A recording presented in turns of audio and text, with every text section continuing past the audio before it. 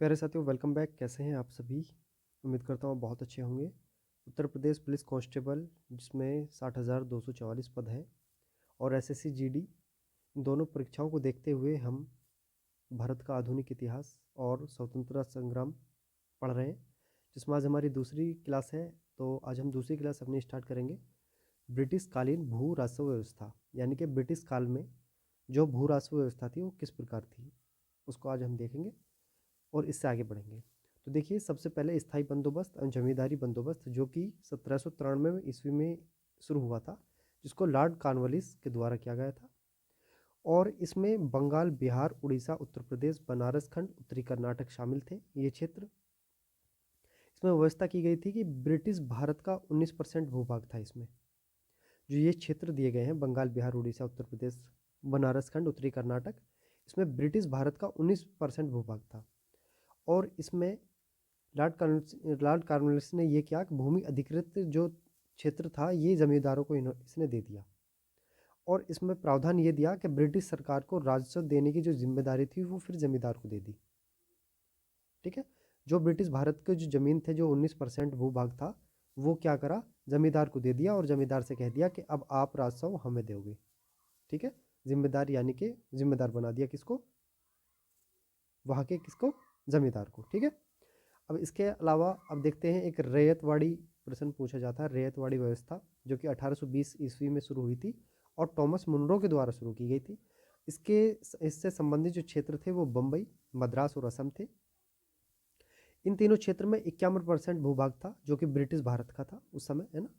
और भूमि का जो मालिक बनाया था, यहाँ पर किसान को बनाया गया था। और ब्रिटिश सरकार ने कहा था कि जो अब राजस्व देगा वो किसान की जिम्मेदारी होगी, किसान हमें, यानी कि ब्रिटिश सरकार को सीधा राजस्व देगा। इसके अलावा महालवाड़ी व्यवस्था शुरू हुई, जो कि 1822 ईस्वी में शुरू हुई, और इसको शुरू करने वाले थे होल्ट मैकेंजी। और इससे संबंधित जो क्षेत्र था वो उत्तर प्रदेश, मध्य प्रांत और पंजाब था।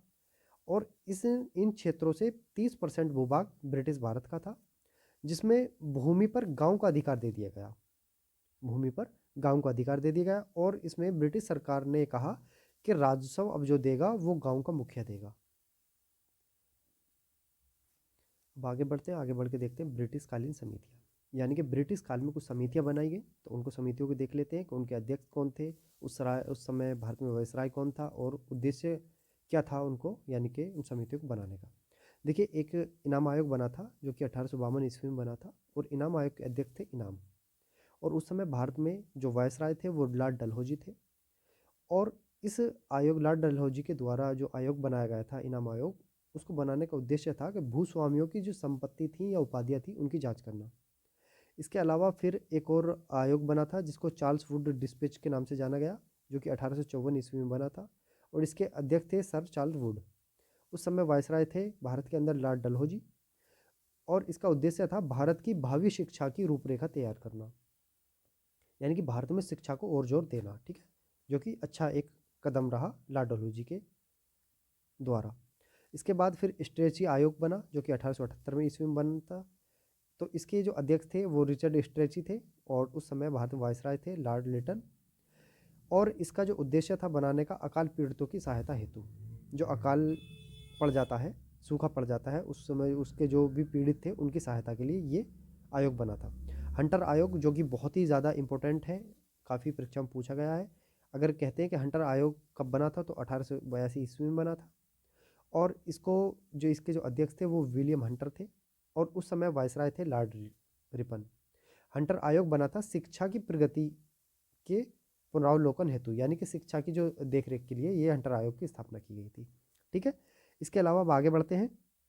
हर्षल समिति आई थी, जो कि 1893 में आई थी, और इसके अध्यक्ष थे हर्षल और लॉर्ड लंसडाउन, उस समय भारत के वायसराय थे। ठीक है। टकसाल संबंधी सुझाव देने हेतु ये समिति बनाई गई थी, टकसाल। ठीक है। और आगे बढ़ते हैं। फिर मैकडोनल आयोग आया, जो कि सन 1900 ईस्वी में आया। इसके जो अध्यक्ष थे सर एंटोनी मैकडोनल थे, और उस समय वायसराय थे भारत के लॉर्ड कर्जन। तो इसमें दुर्विच पर स्ट्रेची आयोग की रिपोर्ट पर अपना सुझाव देने हेतु या इस आयोग की स्थापना की गई। फिर उसके बाद मानक्रिक आयोग आया, जो कि 1901 ईस्वी में आता है। सर वोल्विन स्टॉक मार्किंग इसके अध्यक्ष रहे और लॉर्ड कर्जन के समय में आया। सिंचाई योजना हेतु इस आयोग का गठन किया गया। इसके अलावा अब आगे बढ़ते हैं और इसके अलावा फिर फ्रेजर आयोग आता है जो कि 1902 ईस्वी में आता है। इसके अध्यक्ष थे सर डब्ल्यू फ्रेजर और वायसराय थे लॉर्ड कर्जन। पुलिस प्रशासन की कार्य पद्धति की जांच करना कि पुलिस किस तरह से अपना काम कर रही है, क्या इसमें और सुधार हो सकता है, ठीक है, तो उसकी जांच करने के लिए क्या बनाया, फ्रेजर आयोग की स्थापना की गई। उसके अलावा फिर सैडलर आयोग बनाया, ये भी इंपॉर्टेंट है, परीक्षाओं में पूछा गया है।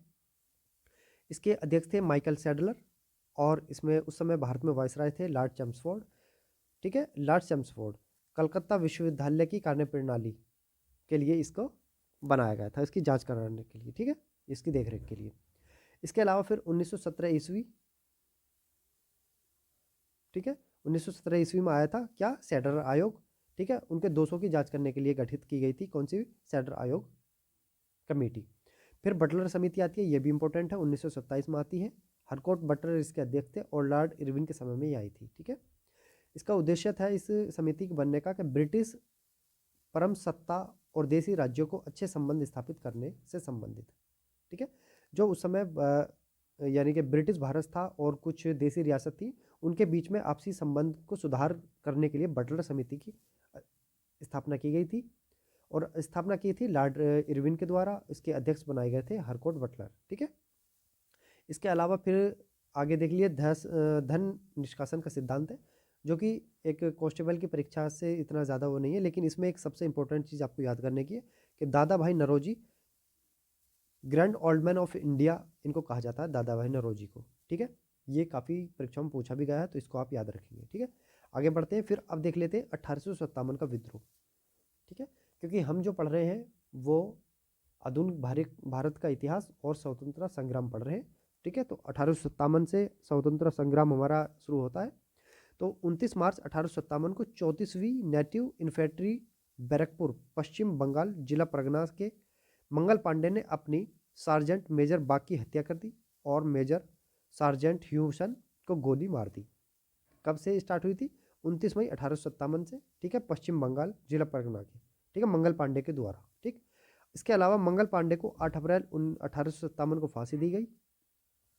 विद्रोह की शुरुआत होती है 10 मई 1857 को फिर मेरठ से।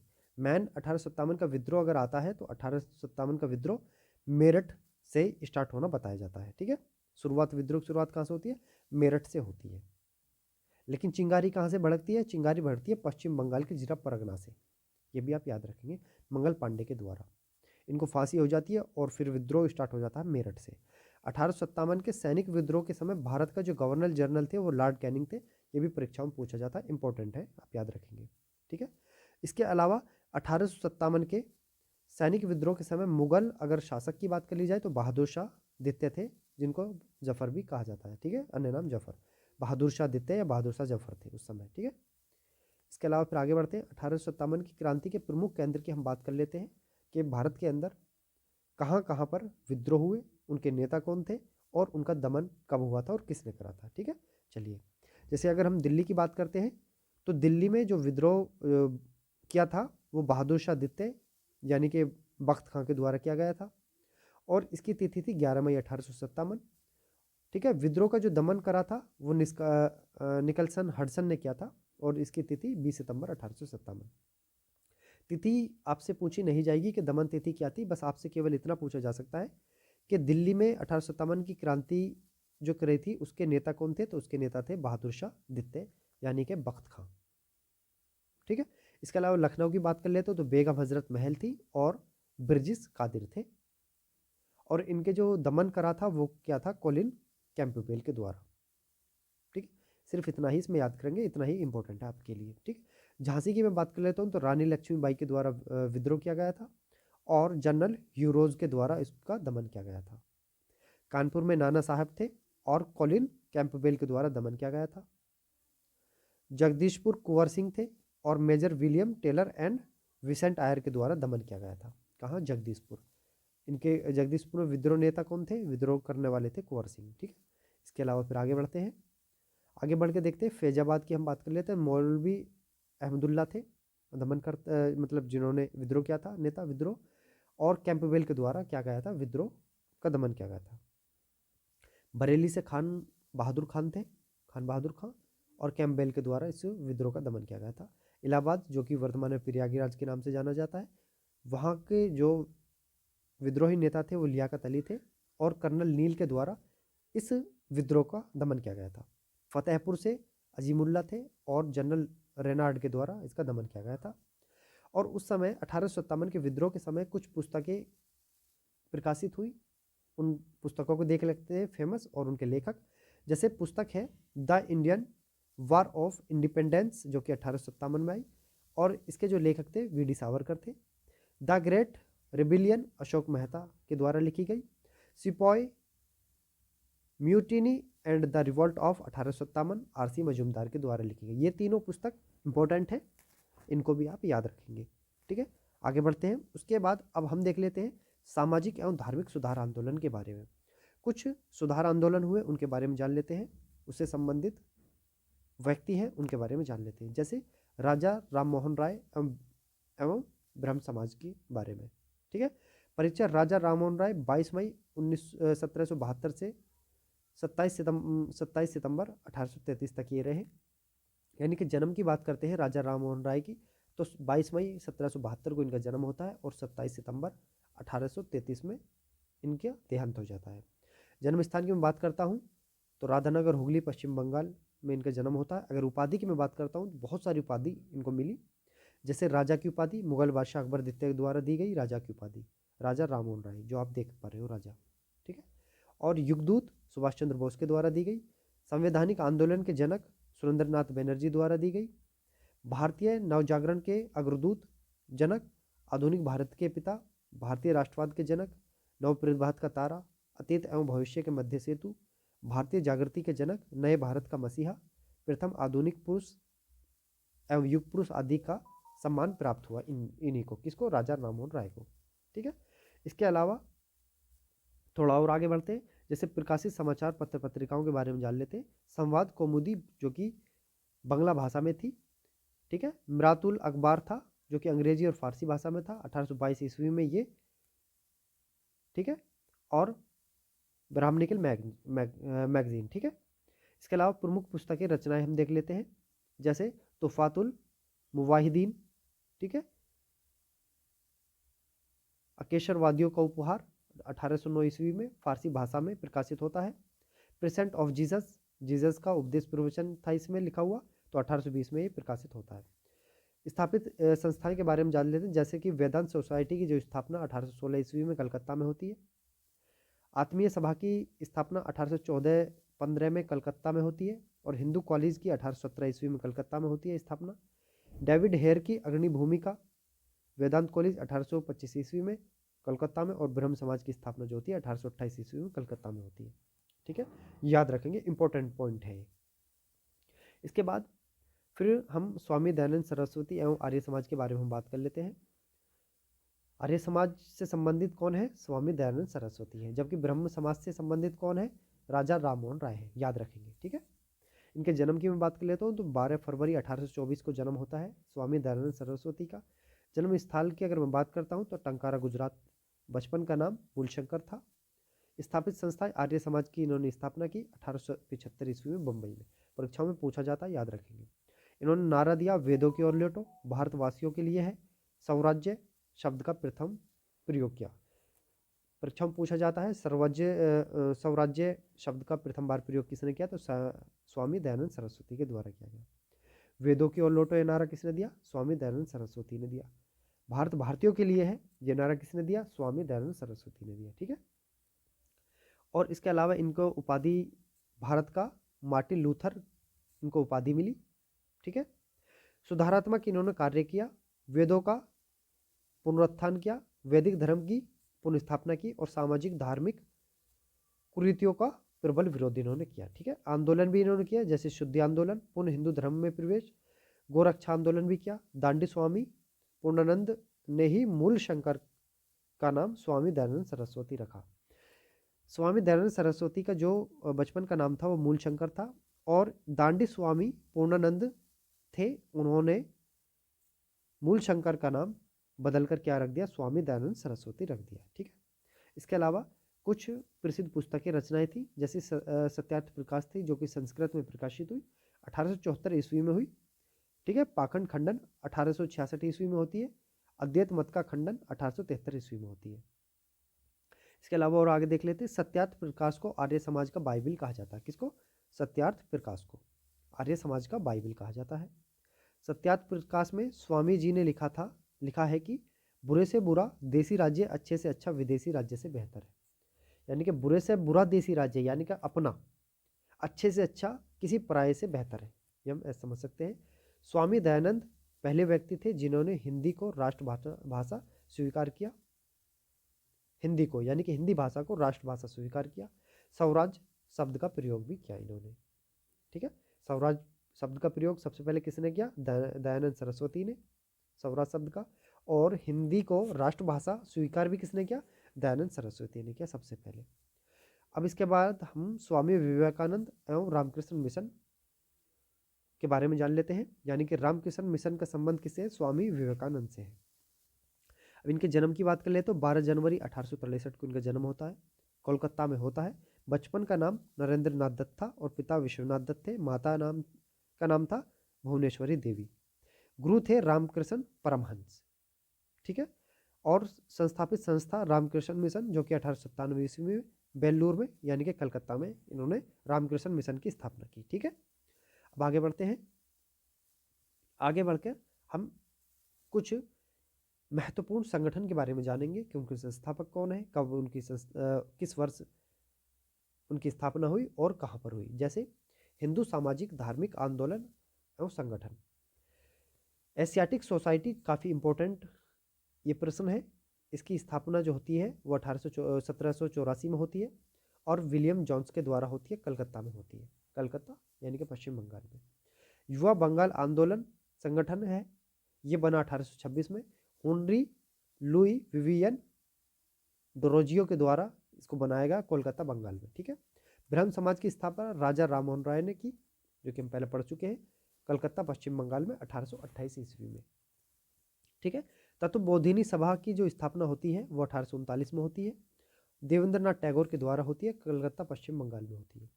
कलकत्ता पश्चिम बंगाल उस समय बहुत ही फेमस था क्योंकि अंग्रेजों के द्वारा भी, यानी कि समझ लीजिए अंग्रेजों का जो केंद्र था वो भी पश्चिम बंगाल ही था। ठीक है, कोलकाता।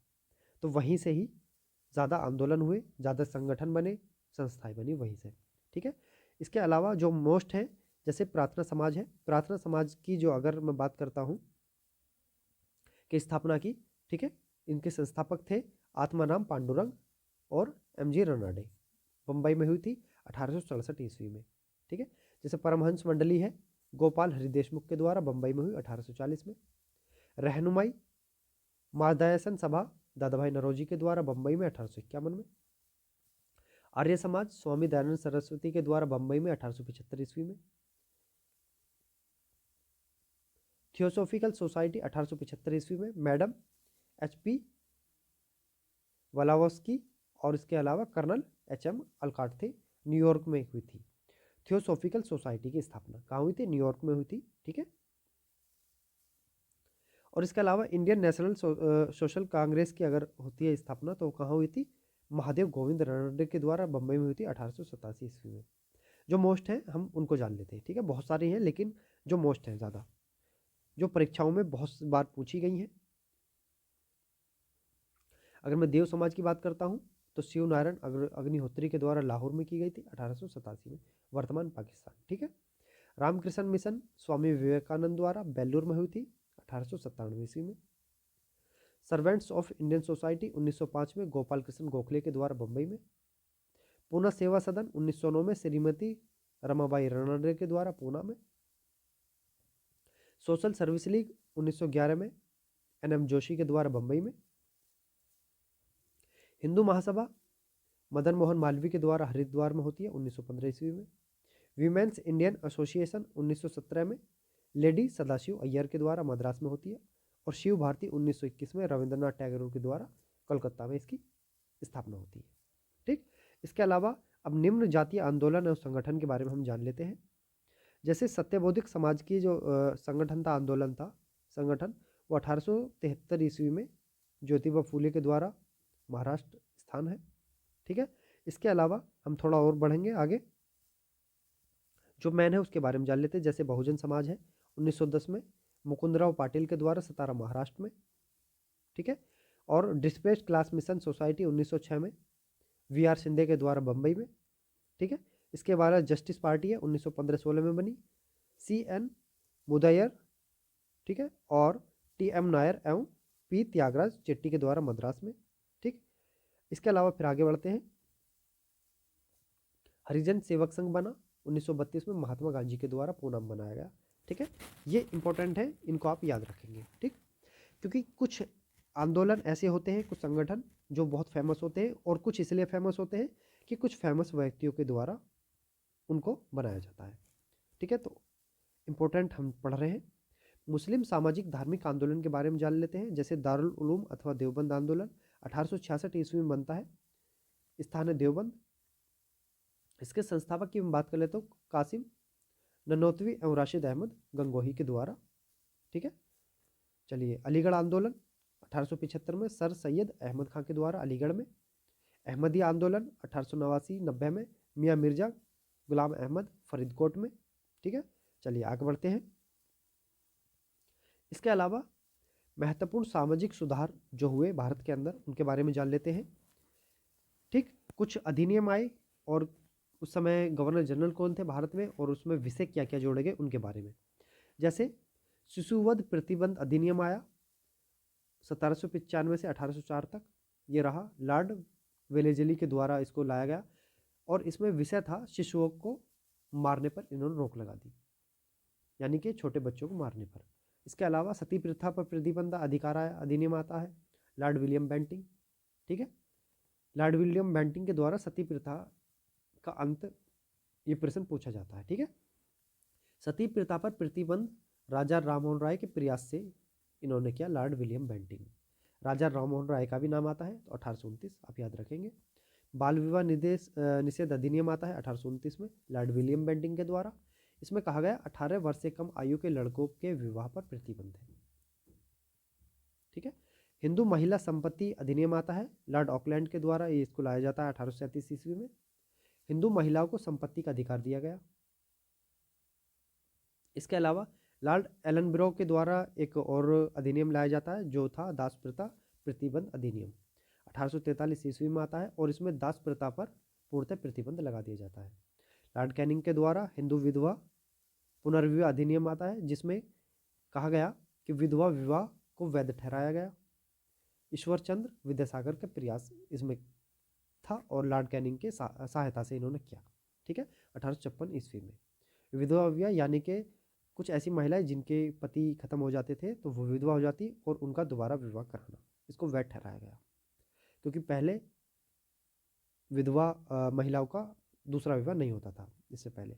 इसके अलावा लॉर्ड नॉर्थब्रुक की बात कर लेते हैं, तो नेटिव मैरिज एक्ट लाया गया 1872 में इनके द्वारा। अंतरजातीय विवाह की वैधानिकता इन्होंने दी। केशव चंद्र सेन का प्रयास इनके साथ था। ठीक है, और इसके अलावा एज ऑफ कंसेंट एक्ट आता है, लॉर्ड लैंसडाउन के द्वारा इसको लाया जाता है। लड़की की सहमति की आयु 10 वर्ष से बढ़ाकर 12 वर्ष की गई। ठीक है, बहराम जी मालाबारी का प्रयास इसमें हुआ था 1891 ईस्वी में। लॉर्ड इरविन के द्वारा फिर शारदा एक्ट आया, बहुत ही इंपॉर्टेंट ये एक्ट रहा, 1930 ईस्वी में आता है। लड़कों के लिए विवाह की न्यूनतम आयु 18 वर्ष की गई, तथा कन्या की न्यूनतम आयु 14 वर्ष निश्चित की गई। ठीक है, फिर बाल विवाह निषेध अधिनियम आता है, लॉर्ड इरविन के द्वारा लाया जाता है दोबारा, और बाल विवाह को इन्होंने प्रतिबंध कर दिया 1931 में। ठीक है, आगे बढ़ते हैं। आगे बढ़कर कुछ इम्पोर्टेंट हम कृषक आंदोलन देख लेते हैं। ठीक है, कृषक मजदूर एवं जनजातीय आंदोलन। ठीक है, इसके बारे में कि कौन सा क्षेत्र था, किसका नेतृत्व था और कारण क्या था, वो देख लेते हैं। जैसे मोपला विद्रोह हुआ था 1836 से 1854 और 1921 से 1922। ये मालाबार क्षेत्र था जो प्रभावित हुआ, और इसका नेतृत्व जो किया था केन हाजी सैयद काजी अली मुसलियार के द्वारा इनका नेतृत्व किया गया, और कारण था जमींदारों का अत्याचार एवं अंग्रेजी सरकार की खिलाफत विद्रोह नीतियाँ। ठीक है, फिर पागलपंथी एक आंदोलन हुआ, जो कि उत्तरी बंगाल क्षेत्र था, करमशाह एवं टीपू के द्वारा इसका नेतृत्व किया गया था और कारण था जमींदारों के अत्याचारों के विरुद्ध विद्रोह। ठीक है, नील विद्रोह बहुत इंपॉर्टेंट है। नील विद्रोह, और ये बंगाल इससे प्रभावित हुआ। विष्णु विश्वास, दिगंबर विश्वास के द्वारा नेतृत्व किया गया और कारण था किसानों के बलपूर्वक नील की खेती करवाना, किसानों से बलपूर्वक नील की खेती कराना। ठीक है, दक्कन विद्रोह होता है 1874 से 1875। पूना, अहमदाबाद, शोलापुर एवं सतारा इससे संबंधित क्षेत्र हैं जो प्रभावित हुए। बाबा साहब देशमुख के द्वारा नेतृत्व किया गया और उद्देश्य था, जो कारण था इसका कराने का, कपास कृषकों पर लगान वृद्धि व महाजनों द्वारा बेदखली। ठीक है, इसके अलावा फिर चंपारण सत्याग्रह है। चंपारण सत्याग्रह जो कि बहुत ही ज़्यादा इंपॉर्टेंट है। महात्मा गांधी के द्वारा चंपारण सत्याग्रह शुरू किया गया, जो कि 1917 में है। आपसे सन भी पूछ लेता है, आपसे नाम भी पूछ लेता है कि चंपारण सत्याग्रह किसके द्वारा किया गया और कौन कौन शामिल थे। तो इसका अगर बात करते हैं हम कि प्रभावित क्षेत्र कौन सा था, तो चंपारण, मोतिहारी, बेतिया, मधुबनी, बिहार। ठीक है, महात्मा गांधी, राजेंद्र प्रसाद, ब्रजकिशोर प्रसाद, राजकुमार शुक्ल आदि इसमें थे महात्मा गांधी के साथ। जो मेन नाम आता है वो महात्मा गांधी का आता है, चंपारण सत्याग्रह। और इसका जो कारण था तिनकठिया प्रणाली के विरोध में। ठीक है, फिर खेड़ा सत्याग्रह महात्मा गांधी के द्वारा किया गया 1918 ईस्वी में, और इसमें फसल की बर्बाद भी राजस्व वसूल किया जाना, यानी कि अगर किसी किसान की फसल बर्बाद हो जाती थी उसके बाद भी ब्रिटिश सरकार क्या करती थी कि उसे राजस्व वसूल करती थी। इसके विरोध में इन्होंने खेड़ा सत्याग्रह किया। फिर अवध किसान आंदोलन होता है, रामचंद्र के द्वारा नेतृत्व किया रामचंद्र ने, और फैजाबाद उत्तर प्रदेश, रायबरेली, सुल्तानपुर, प्रतापगढ़ वहाँ होता है।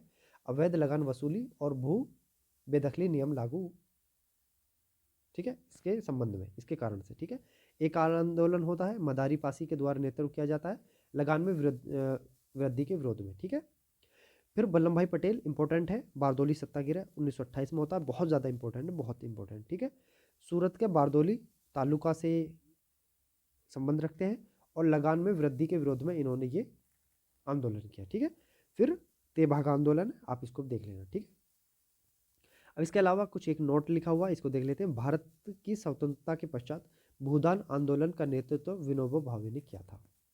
ठीक है, पूछा जाता है भूदान आंदोलन के नेतृत्व किसने किया? भूदान आंदोलन का विनोबा भावे के द्वारा किया गया। इंपॉर्टेंट है, बहुत ज़्यादा इंपॉर्टेंट है, याद रखेंगे। ठीक है, प्रमुख जनजातीय विद्रोह के बारे में हम जान लेते हैं, जैसे कि चुआर है जो कि 1768 ईस्वी में होता है। नेतृत्व किया था राजा जगन्नाथ दुर्जन सिंह के द्वारा और प्रभावित क्षेत्र थे झारखंड एवं बंगाल। बघेरा विद्रोह हुआ था 1818 से 1820 तक चला। बघेरा सरदार थे, नेतृत्व किया था, और बड़ौदा क्षेत्र था। ठीक है, हो आंदोलन था। ठीक है, 1820 से 22 और 32 तक चला। राजा पराहत ने नेतृत्व किया और सिंहभूम, छोटा नागपुर प्रभावित रहा। भील आंदोलन जो कि बहुत ही ज़्यादा इंपॉर्टेंट है, 1812 से 19 और 25 तक ये आंदोलन चला। ठीक है, त्रिम्बकाजी दांगलिया सेरों के नेतृत्व में हुआ, खानदेश के द्वारा, मतलब खानदेश से संबंधित था। ठीक है, और कौल विद्रोह हुआ जो कि बुद्धो भगत व गंगा नारायण के द्वारा इसका नेतृत्व किया गया, छोटा नागपुर पठार। ठीक है, ये इंपॉर्टेंट थे। इसके अलावा फिर आगे बढ़ते हैं, जैसे आहोम है, संथाल है, रंपा, मुंडा। ठीक है, ये भी आप देख लेंगे। ठीक, इसके अलावा फिर आगे बढ़ते हैं, आगे बढ़ के नागरिक एवं गैर आदिवासी विद्रोह के बारे में हम जान लेते हैं। विद्रोह वर्ष, नेतृत्वकर्ता और प्रभावित क्षेत्र, जैसे सन्यासी विद्रोह बहुत इंपॉर्टेंट है। 1763 से 1800 ईस्वी तक ये सन्यासी विद्रोह चला। इसका नेतृत्व किया था कैना सरकार, मंजर शाह, देवनारायण, और पश्चिम बंगाल, बिहार में सन्यासी विद्रोह हुआ था। इसमें नेतृत्व के बारे में नहीं पूछता है कि नेतृत्वकर्ता कौन थे, लेकिन प्रभावित क्षेत्र जरूर पूछता है कि सन्यासी विद्रोह से संबंधित प्रभावित क्षेत्र कौन सा है। जैसे फकीर विद्रोह बंगाल में हुआ था, पाइक विद्रोह उड़ीसा में हुआ था, और रमौसी विद्रोह पूना पश्चिम बंगाल घाट पे हुआ था। ठीक है, कित्तूर विद्रोह धारवाड़ के निकट हुआ था। ठीक है, कुका आंदोलन हुआ था, विद्रोह हुआ था, पंजाब में हुआ था, भगत जवाहर मल। ठीक है, पागलपंथी विद्रोह हुआ था, कमरशाह टीपू इसके नेतृत्व करता थे, और शेरपुर पूर्वी बंगाल में हुआ था। थम्पी विद्रोह हुआ था, दीवान वैली थुम्पी इसके नेतृत्व करता थे, और त्रवणकोर यानी कि केरल में इससे संबंधित था, केरल। ठीक है, इसके अलावा थोड़ा आगे बढ़ते हैं, और आगे स्थापना 1885 ईस्वी में एलन ऑक्टेवियन होम द्वारा, यानी कि एओ ह्यूम के नाम से जिन्हें हम जानते हैं, शॉर्ट फॉर्म है इसकी जो फुल फॉर्म है एओ ह्यूम की फुल फॉर्म है एलन ऑक्टेवियन ह्यूम। ठीक है, इन्होंने 1885 ईस्वी में भारतीय राष्ट्रीय कांग्रेस की स्थापना करते हैं। स्थापना के समय भारत के जो वायसराय थे वो लॉर्ड डफरिन थे। इनके समय में जो कांग्रेस का जो प्रथम अधिवेशन हुआ था वो 28 दिसंबर 1885 को बम्बई के गोकुलदास तेजपाल संस्कृत महाविद्यालय के परिसर में भारतीय राष्ट्रीय कांग्रेस का क्या हुआ था, प्रथम अधिवेशन हुआ था। ठीक है, 1885 ईस्वी में। ठीक, इसके अलावा भारतीय राष्ट्रीय कांग्रेस प्रमुख तथ्य इसके बारे में जान लेते हैं। प्रथम अध्यक्ष रहे WC बैनर्जी। प्रथम मुस्लिम अध्यक्ष रहे बदरुद्दीन तैयब जी। प्रथम यूरोपीय अध्यक्ष रहे जॉर्ज यूले। प्रथम महिला अध्यक्ष एनी बेसेंट। प्रथम भारतीय महिला अध्यक्ष सरोजिनी नायडू। और सबसे युवा अध्यक्ष रहे मौलाना अबुल कलाम आजाद। ठीक है, अब प्रमुख अधिवेशन, वार्षिक जो अधिवेशन है राष्ट्रीय कांग्रेस के, भारतीय राष्ट्रीय कांग्रेस, उनके बारे में जान लेते हैं कि कहाँ कहाँ हुए और कौन कौन से थे। 1885 का सबसे पहला बम्बई में होता है। WC बैनर्जी अध्यक्ष रहते हैं और इस अधिवेशन में 72 प्रतिनिधि शामिल हुए, है ना, 72 प्रतिनिधि इसमें शामिल हुए। इसके अलावा फिर 1886 में कलकत्ता में होता है। दादा भाई नौरोजी प्रथम पारसी अध्यक्ष थे, इंपॉर्टेंट है दादा भाई नौरोजी। ठीक है, इसको याद रखेंगे। नेशनल एसोसिएशन कांग्रेस का राष्ट्रीय कांग्रेस में विलय हो गया। डफरिन ने सभी सदस्यों को गार्डन पार्टी पर आमंत्रित किया। ठीक है, 1887 में मद्रास में होता है। बदरुद्दीन तैयब जी प्रथम मुस्लिम अध्यक्ष बने। इसमें 1887 ईस्वी में मद्रास में प्रथम तमिल भाषा में भाषण दिया गया। सशस्त्र अधिनियम के विरोध में प्रस्ताव पारित हुआ इसमें। ठीक है, 1888 में इलाहाबाद यानी कि वर्तमान प्रयागराज में होता है। जॉर्ज यूले प्रथम अंग्रेज अध्यक्ष बनते हैं। जॉर्ज यूले प्रथम यूरोपीय अध्यक्ष बने। इस अधिवेशन में पहली बार लाला लाजपत राय ने हिंदी में भाषण दिया। ठीक है, 1896 में कलकत्ता में होता है। रहीमतुल्ला एम सयानी द्वितीय मुस्लिम अध्यक्ष बनते हैं। सर्वप्रथम वंदे मातरम यहीं पर गाया गया था, कलकत्ता अधिवेशन में 1896 ईस्वी में। ठीक है, याद रखेंगे। 1905 में बनारस में होता है। गोपाल कृष्ण गोखले अध्यक्ष बनते हैं। बंगाल विभाजन की आलोचना यहाँ पर की गई और स्वदेशी वेब बहिष्कार का समर्थन यहाँ पर किया गया। 1906 में फिर कलकत्ता में होता है। दादा भाई नौरोजी अध्यक्ष बनते हैं दोबारा। ठीक है, इससे पहले एक बार और बने थे दादा भाई नौरोजी 1886 में। नौरोजी द्वारा स्वराज्य यानी कि स्वशासन शब्द का सर्वप्रथम यहाँ पर प्रयोग किया था दादा भाई नौरोजी के द्वारा। ठीक है, दादा भाई नौरोजी को भारत का सबसे ओल्डेस्ट मैन भी बोलते हैं। ठीक है, 1907 में सूरत में होता है। रासबिहारी घोष इसके अध्यक्ष बनते हैं। कांग्रेस का प्रथम विभाजन नरम दल और गरम दल में हो जाता है इनकी समय में। 1911 में कोलकाता में होता है। बिशन नारायण दर अध्यक्ष बनते हैं। पहली बार जनगण मन गाया गया, जिसे प्रथम बार जनगण मन गाया गया। ठीक है, और वंदे मातरम गाया गया, ये इंपॉर्टेंट है, इनको भी याद रखेंगे। ठीक है, 1916 में लखनऊ में होता है। अंबिका चरण मजूमदार अध्यक्ष बनते हैं। बम्बई का गवर्नर लॉर्ड विलियमटन ने अधिवेशन में भाग लिया था। ठीक है, जो मुंबई के गवर्नर थे लॉर्ड विलियमटन, इन्होंने अधिवेशन में भाग लिया था। नरम दल एवं गरम दल में समझौता तथा कांग्रेस एवं मुस्लिम लीग में भी समझौता इस अधिवेशन में हुआ था। फिर 1917 में कलकत्ता में होता है। एनी बेसेंट प्रथम महिला अध्यक्ष बनती है और सर्वप्रथम तिरंगे झंडे को कांग्रेस ने यहाँ पर अपनाया था। जो वर्तमान में भारत का जो झंडा है, जो तिरंगा है, जो भारत की शान है, उसको सर्वप्रथम जो अपनाया गया था, कांग्रेस अधिवेशन था 1917, कलकत्ता में हुआ था और एनी बेसेंट प्रथम महिला अध्यक्ष इसमें थी। इसके अलावा फिर बहुत सारे इसमें आ जाते हैं, आप इसको भी देख लेंगे। ठीक है, अब हम जो मैन है, जो इम्पोर्टेंट है, उनके बारे में हम थोड़ा सा जानेंगे। ठीक है, सबसे पहले एक आता है 1924 में बेलगांव कर्नाटक में कांग्रेस का अधिवेशन होता है, जिसमें महात्मा गांधी अध्यक्षता करते हैं और केवल महात्मा गांधी ने एक ही कांग्रेस के अधिवेशन में अध्यक्षता की थी। एकमात्र कांग्रेस अधिवेशन की अध्यक्षता महात्मा गांधी ने की थी, ये इंपॉर्टेंट है, इसको भी आप याद रखेंगे। ठीक है, 1925 में कानपुर में होता है। सरोजिनी नायडू कांग्रेस की प्रथम भारतीय महिला अध्यक्ष बनती है, इंपॉर्टेंट है, याद रखेंगे। 1929 लाहौर में जवाहरलाल नेहरू के द्वारा अध्यक्षता की जाती है। पूर्ण स्वराज्य का प्रस्ताव पारित किया गया इसमें और प्रति वर्ष 26 जनवरी को स्वतंत्रता दिवस मनाने का निर्णय लिया गया। पढ़ना हमारे लिए इसलिए ज़रूरी है कि इसमें बहुत सारे इंपॉर्टेंट फैक्ट हैं, उनको जानना भी हमारे लिए ज़रूरी है। ठीक है। इसके अलावा 1931 में फिर कराची में होता है, वल्लभ भाई पटेल, सरदार वल्लभ भाई पटेल अध्यक्षता करते हैं। मूल अधिकार का प्रस्ताव, गांधी इरविन समझौते का अनुमोदन और राष्ट्रीय आर्थिक कार्यक्रम का प्रस्ताव यहाँ पर पारित हो जाता है। 1936 में लखनऊ में होता है, जवाहरलाल नेहरू के द्वारा किया जाता है अध्यक्षता। नेहरू ने समाजवाद को भारत की समस्याओं के हल करने की कुंजी बताया। कांग्रेस पार्लियामेंट्री बोर्ड की स्थापना भी यहाँ होती है। ठीक है। इसके अलावा फिर आगे बढ़ते हैं। आगे बढ़ के फैजपुर अधिवेशन की बात कर लेते हैं, जिसमें जवाहरलाल नेहरू के द्वारा अध्यक्षता होती है और यह अधिवेशन सबसे गांव में होता है। ठीक है। गांव का प्रथम अधिवेशन है फैजपुर। इसके अलावा 1938 हरिपुरा गुजरात, सुभाष चंद्र बोस के द्वारा किया जाता है। राष्ट्रीय नियोजन योजना समिति का गठन, सुभाष चंद्र बोस ने हिंदी भाषा के लिए रोमन लिपि लागू करने की वकालत की और झंडा गीत की स्वीकृति भी यहाँ पर मिली। इसके अलावा 1939 में होता है त्रिपुरी, यानी कि मध्य प्रदेश में सुभाष चंद्र बोस के द्वारा अध्यक्षता की जाती है। पहली बार कांग्रेस अध्यक्ष का चुनाव सुभाष चंद्र बोस एवं गांधी की समर्पित उम्मीदवार पट्टाभी सीतारामैया के बीच मतदान द्वारा हुआ। इसमें सुभाष चंद्र बोस जीत गए, परंतु कार्यकारिणी के गठन के प्रश्न पर उन्होंने त्याग पत्र दे दिया। तब डॉक्टर राजेंद्र प्रसाद को इसका अध्यक्ष बनाया गया। ठीक है, इंपॉर्टेंट है, याद रखेंगे। 1940 रामगढ़, मौलाना अबुल कलाम आज़ाद यंगेस्ट अध्यक्ष। ठीक है। आज़ाद 6 वर्ष तक लगातार कांग्रेस के अध्यक्ष पद पर रहे। 1946 में मेरठ में होता है, आचार्य JB कृपलानी अध्यक्ष बनते हैं और स्वतंत्रता के समय कांग्रेस के अध्यक्ष भी यही थे। 1946 ईस्वी में बने। 1947 में भारत आज़ाद होता है, तो उस समय कांग्रेस के अध्यक्ष कौन थे? JB कृपलानी थे। इंपॉर्टेंट है, याद रखेंगे। इसके अलावा फिर अब बंगाल विभाजन की बात कर लेते हैं, जो कि 1905 ईस्वी में होता है। ठीक है। बंगाल विभाजन के निर्णय की जो घोषणा होती है 19 जुलाई 1905 को होती है और उस समय वायसराय थे लॉर्ड कर्जन। विरोध क्या था? विभाजन के निर्णय का विरोध में 7 अगस्त 1905 में कलकत्ता के टाउन हॉल में स्वदेशी आंदोलन की घोषणा की गई एवं बहिष्कार प्रस्ताव पास किया गया।